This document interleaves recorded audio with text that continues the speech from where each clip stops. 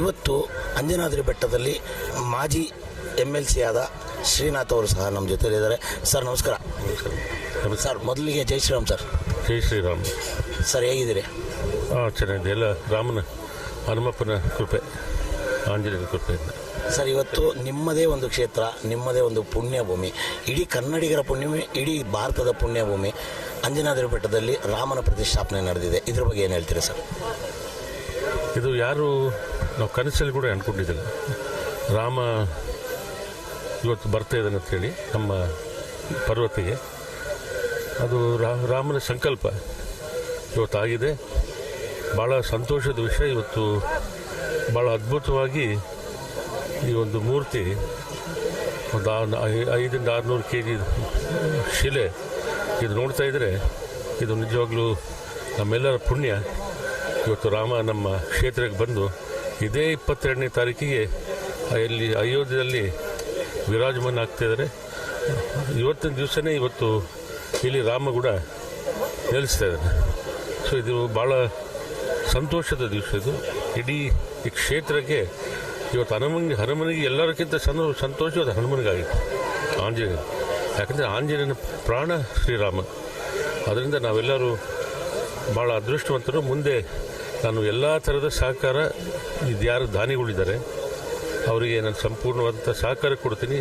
ಯಾವುದೇ ಸಣ್ಣ ಪುಟ್ಟ ಅಡಚಣೆಗಳಾಗಿದ್ದರೂ ಕೂಡ ನಾನು ಅದನ್ನು ಸರಿಪಡಿಸಿ ಅದು ಮುಂದೆ ಈ ಮೂರ್ತಿ ಎಲ್ಲಿ ಕುಂದಿರಬೇಕು ಅಂಜನಾದ್ರಿ ಪರ್ವತದಲ್ಲಿ ನಾನು ಸರ್ಕಾರದ ಜೊತೆ ಮಾತಾಡಿಕೊಂಡು ಸಂಪೂರ್ಣ ಒಂದು ಸಹಕಾರ, ಒಂದು ವ್ಯವಸ್ಥೆಯನ್ನು ಮಾಡ್ತೀನಿ. ಸರ್, ನಿನ್ನೆ ಒಂದಿಷ್ಟು ಗೊಂದಲಗಳಾಯಿತು. ತಾವು ಮುಂದೆ ನಿಂತು ಯಾವುದೇ ರೀತಿಯ ಗೊಂದಲ ಆಗಲಿದ್ದಂಗೆ ಸಂಬಂಧಪಟ್ಟ ಅಧಿಕಾರಿಗಳಾಗಿರ್ಬೋದು ಅಥವಾ ರಾಜ್ಯ ಸರ್ಕಾರದ ಮಂತ್ರಿಗಳಾಗಿರ್ಬೋದು, ಉಸ್ತುವಾರಿ ಸಚಿವರ ಹತ್ರ ಎಲ್ಲ ಮಾತಾಡಿ ಈ ಒಂದು ಮೂರ್ತಿಯ ಪ್ರತಿಷ್ಠಾಪನೆಗೆ ಕಾರಣೀಭೂತರಾದವರು ನೀವು. ನಿಜವಾಗ್ಲೂ ವಿಶೇಷವಾಗಿ ನಮ್ಮ ವಾಹಿನಿ ಕಡೆಯಿಂದ ನಿಮಗೆ ಧನ್ಯವಾದಗಳನ್ನು ತಿಳಿಸ್ತಾ ಇದ್ದೀವಿ ಸರ್. ಇನ್ನು ಮುಂದಿನ ದಿನಗಳಲ್ಲಿ ಈ ಒಂದು ಪರ್ವತದ ಒಂದು ಏನು ಅಭಿವೃದ್ಧಿ ಕಾರ್ಯ ಆಗಿರ್ಬೋದು ಅಥವಾ ಯೋಜನೆಗಳು ಯಾವ್ಯಾವ ಥರ ಇದೆ ಸರ್?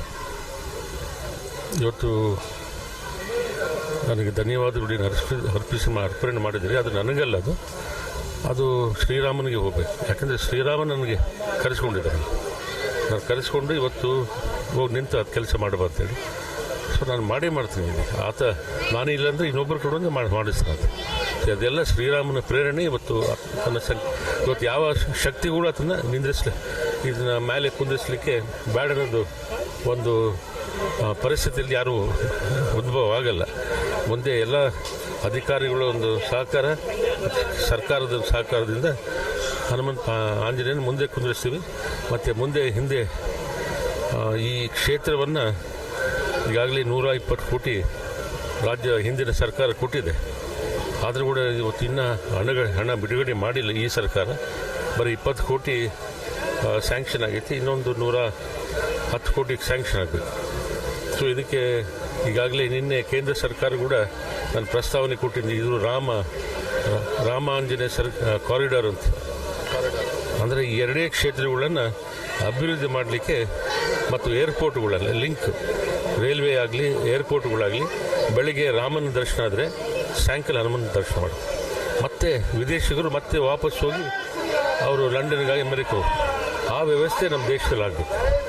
ಸೊ ಇದು ಮುಂದೆ ಭಾಳಷ್ಟು ಯೋಜನೆಗಳು ಇಟ್ಕೊಂಡಿದ್ವಿ.